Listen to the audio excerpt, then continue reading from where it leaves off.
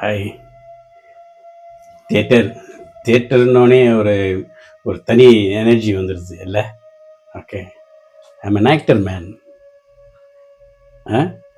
ஒரே ஆள். ஏய் நான் கணேசா, இது ஒன்றை மாதிரியே இல்லையே, என்ன மாதிரி இருக்கிறதுக்கு நான் ஏன்டா மேடைக்கு வரணும்? ரோட்டில் உன் கூட போய் டீ கடையில் டீ குடிக்கலாம் இல்லையா? So when I come to the theater, I am the character. ஒரு நாள் கிங், ஒரு நாள் குவீன், ஒரு நாள் கோமாளி, ஒரு நாள் உனக்கு நான் villain man. Yeah. Today let's talk about கருஞ்சுழி. கருஞ்சுழி நாடகத்தை பற்றி பார்ப்போம். ஹாய். இன்னைக்கு அகம் புறம் பற்றி பார்ப்போமா?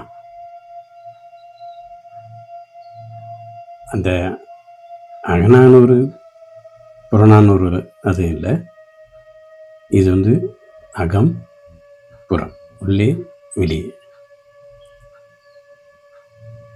கருஞ்சுழி நாடகத்தில் சேர்றதுக்கு முன்னாடி, அந்த ஒத்திகையெல்லாம் பங்கெடுக்கிறதுக்கு முன்னாடி, நாடகம்னா என்னை பொறுத்த வரையும் மேக்கப் போட்டுக்கிறது, நல்ல பளபளப்பாக கலர்ஃபுல்லாக காஸ்டியூம் போட்டுக்கிட்டேன், ஆடியன்ஸுக்கு முன்னாடி வந்து டயலாகை ரொம்ப ஆணித்தரமாக அழுத்தம் திருத்தமாக வெளிப்படுத்துறது, இதுன்னு தான் நான் நினச்சிருந்தேன். ஆனால் கருஞ்சுழி நாடகத்தில் ஒரு நடிகனாக உள்ள நுழைஞ்சி ஒத்திகையில் பங்கெடுக்க ஆரம்பித்த பிறகு இந்த அபிப்பிராயம் கொஞ்சம் கொஞ்சமாக மாறிச்சு. அந்த நாடகங்களில் நடிக்க ஆரம்பித்த பொழுது தான் நடிகனுக்குள்ளே இருக்க நிறைய விஷயம் நடக்கணும் அப்படிங்கிறது தெரிஞ்சுக்கிட்டேன்.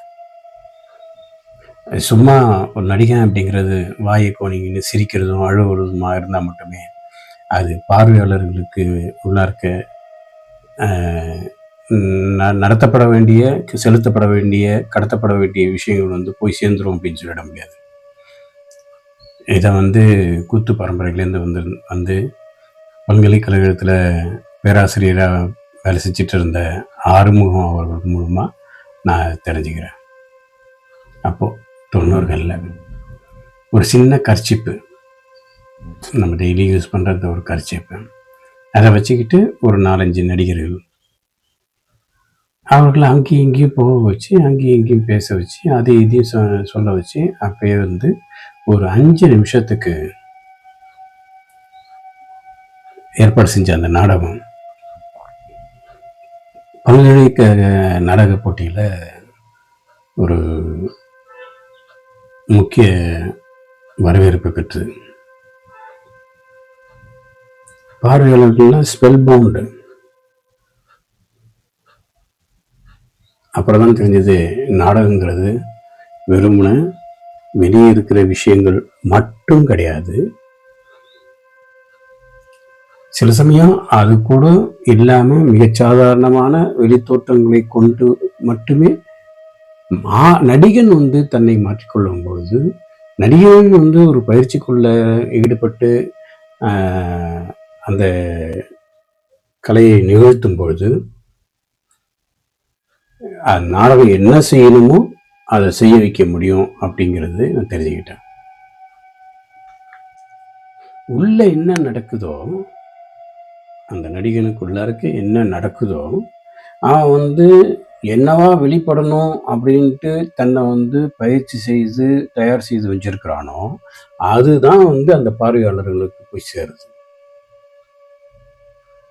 ஸோ அப்போது நாம் வந்து ஒரு விஷயத்தை வந்து வெளிப்படுத்தணும்னாக்கா நாம் மாறணும். நமக்குள்ள இருக்க அது வந்து ஒரு மாற்றத்துக்குள்ள ஆட்படணும் இல்லை? செமையாக இருந்தது. அகத்துக்குள்ள மாற்றம் ஏற்படணும். அதுதான் வெளியே வந்து தெரிய வருது. சூப்பர்ல. இதோ அந்த 90களுடைய தொடக்கத்தில் கிடைச்ச அந்த நாடக அனுபவம் வந்து 30 வருஷத்துக்கு பிறகும் அது உள்ளேயே கனண்டு நான் செய்கிற எல்லா வேலைகளிலும் அது தன்னுடைய சாராம்சத்தை இழைச்சி வந்து மாற்றி அமைச்சிக்கிட்டு இருக்குது. ஒரே பிடிப்பு இந்த அகமாற்றம்.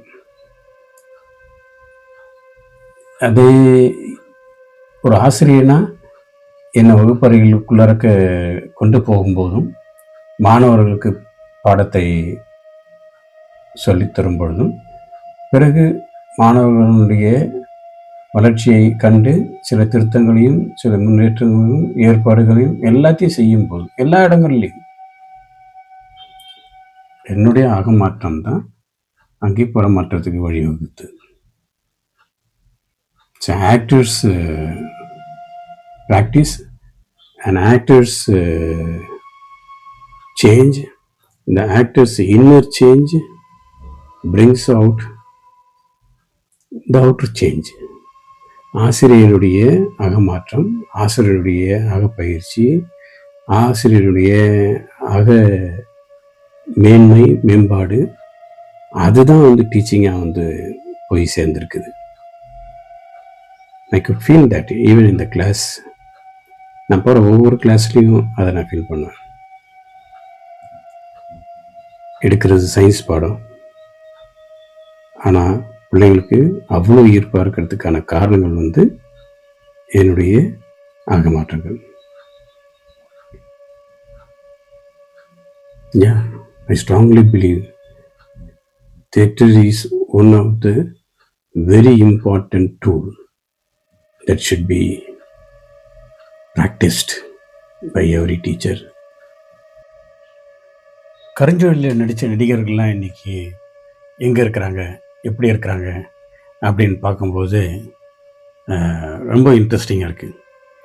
எப்படி அந்த கல்லூரி காலங்களில் இருக்கக்கூடிய இளவட்டங்கள் இருப்பாங்களோ அப்படி தான் அந்த 90களில் இருந்த அந்த நடிகர்கள் இன்றைக்கி சமூகத்தில் மிக உயர்ந்த இடங்களில் இருக்கிறாங்க. மிக அருமையான, மக்கள் விரும்பக்கூடிய, மக்களோடு நெருங்கி பழகக்கூடிய, மக்களுக்குள்ளே இருக்க ஒரு நல்ல மாற்றங்களை ஏற்படக்கூடிய அதிகாரம் படைத்தவர்களாகவும் அவர்களோடையே சேர்ந்து உழைத்து அவர்களுடைய மேம்பாட்டுக்காக தன்னை அர்ப்பணித்தவர்களாகவும் மாறி இருக்கிறாங்க நிறைய பேர். அதில் இருந்து அத்தனை பேரும் குறிப்பாக ஒருத்தர் சொல்லணும் அப்படின்னாக்கா, ஒரு கரைஞ்சி நாடகத்தில் ஒரு டைலாக் வரும், உலகமே அழிந்து விட்டதா அப்படின்னு ஒருத்தன் கேட்பான். அழிந்து விட்டதாக எப்படி சொல்வது, நாம் இன்னும் உயிரோடு இருக்கும்போது அப்படின்ட்டு இந்த பிரளயத்திலேருந்து தப்பிச்சு வந்த இன்னொருத்தவன் சொல்லுவான். அப்போது மேலேருந்து ஒருத்தர் வருவார். அவர் வந்து ஆக்சுவலாக ஒரு குறியீடு, கடவுள் அப்படிங்கிற மாதிரியான குறியீடு மதிச்சிங்க. But that person who came as a character in that play, Karanjuri, today is more or less like a god man. மக்களுக்கு வாழ்க்கையை சொல்லித்தரக்கூடிய, வாழ்க்கையினுடைய இன்னல்களை நீக்கக்கூடிய, வாழ்க்கையில் மேற்கொள்ள வேண்டிய பயிற்சிகளை எடுத்து செல்ல வேண்டிய ஒரு மேம்பட்ட மனிதனாக அவர் வந்து இப்போ இருந்துட்டு வர்றார். நாங்கள் விளையாட்டாகவே நாங்கள் அப்போ ஆரம்பத்தில் கடவுளே அப்படின்னு இருப்போம். But here now is more or less like that. பலருடைய வாழ்க்கைக்கு அவர் வழிகாட்டியாக இருந்துகிட்டு இருக்கார். இன்னும் ஒரு சிலர் வந்து பல்கலைக்கழகங்களில் பேராசிரியர்களாகவும் பல முதன்மையான ஆசிரியராகவும் பெரிய பெரிய பெரிய சினிமா நடிகர்களாகவும் அப்படி இந்த மாதிரிலாம் இருக்கிறாங்க. So how it happened you see, அன்னைக்கு அந்த காலகட்டத்தில் அன்னைக்கு ஒன்று சேர்ந்த அந்த காலேஜ் கோயிங் ஸ்டூடெண்ட்ஸ் வந்து இன்னைக்கு இப்படி மாறி இருக்கிறாங்க அப்படின்னாக்கா அதுக்கு மெயின் காரணம் வந்து இந்த அகமாற்றம். அங்கே அன்னைக்கு நாங்கள் வந்து மேற்கொண்ட அந்த பயிற்சி ஆடியன்ஸுக்கும் கருத்துக்கும் இடையில ஒரு மீடியாவாக இருக்கக்கூடியவன் தான் நடிகன். அந்த கருத்தை எப்படி அவன் கொண்டு போய் ஆடியன்ஸை கொண்டு போய் சேர்த்தான் அப்படிங்கிறது தான் வந்து நாடகம். அது சக்ஸஸ்ஃபுல்லாகி 25 வருஷங்களாக மேடையேற்றப்பட்டது. உள்ளூர்லேயும் இந்திய திருநாட்டில் மிக முக்கியமான நகரங்களிலையும் பல வெளிநாடுகளிலையும் மேடையேற்றப்பட்ட நாடகம் அது. ஸோ இது how it is happening. C, இதுக்கு மெயின் காரணமே வந்து feed the seed, not the flower. feed the seed. இதுதான் எஜுகேஷனில் எனக்கு கிடைச்ச ஒரு inspiration. feed the student, society will get it. It will get reflected in the society.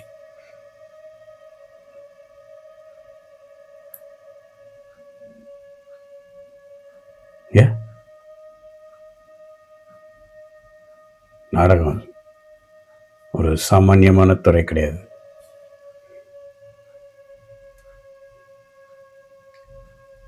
எல்லாரும் பயிற்சி பெற வேண்டிய பல முக்கியமான அம்சங்கள் அதில் இருக்கு. நாடகம் கடவுள்களை உருவாக்கக்கூடிய உள்ளடக்கம் கொண்ட ஒரு முக்கியமான துறை.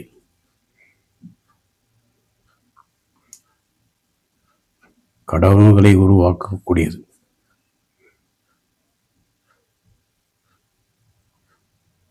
அதனால தான் எல்லாரும் கடவுள்கள் ஆகிட்டு இருக்கிறோம்.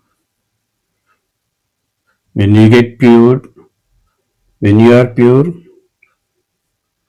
really you are useful to the society. இல்லை கரிஞ்சி அப்பேற்பட்ட ஒரு நாடகம்.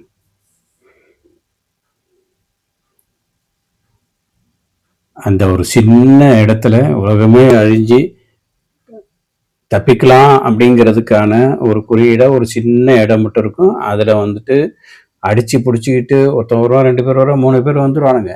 4ஆவதா ஒருத்தன் வரும்போது ஒருத்தன் கேட்பான், ஐயோயோ இடமே கம்மியாக இருக்குதே, இதை எப்படி நம்ம வந்து அவன் கூட பகிர்ந்துக்கிறது?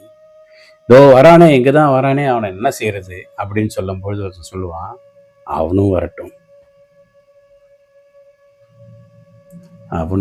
அப்படின்னு. அக்செப்டன்ஸ் வந்து கொடுக்குதில்ல. இருக்கிறது கொஞ்சம்தான், அதுல வர்ற எல்லாருக்கும் இடம் உண்டு. மனுஷனோட மனசு மாதிரி இல்லை, ஒரு ஆளு தான் உலகத்துக்கே இடம் கொடுக்கும். நாடகம் அவ்வளோ வலிமையுடைய ஒரு தத்துவம்னே சொல்லலாம்.